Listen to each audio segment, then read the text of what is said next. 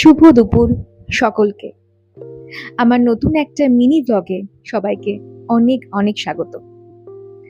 এখন যা গরম পড়েছে তাতে সবারই প্রাণ ওষ্ঠাগত।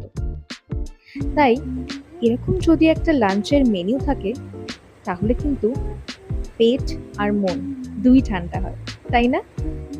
তো আমি যে লাঞ্চের মেনুটা তোমাদের সাথে শেয়ার করছি তাতে ছিল ভাত, আলু ভাজা, লাউ পোস্ত আর টক ডাল। আমরা সবাই জানি যে পোস্ত আর টক ডাল এই গরমে আমাদের পেট ঠান্ডা করতে সাহায্য করে।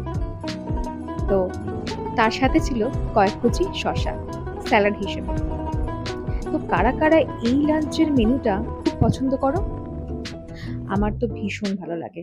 এই গরমে এখন এটাই স্বস্তি দেবে। আমি যদিও ভেতো বাঙালি সেরকম ভাবে নই, কিন্তু এই গরমে এই ভাত ছাড়া আর সত্যি কোনো গতি নেই, তাই না? খেতে কিন্তু দুর্দান্ত লেগেছে। তোমরাও কমেন্ট করে জানিও যে এই গরমে তোমাদের মেনু কি কি থাকছে। টাটা।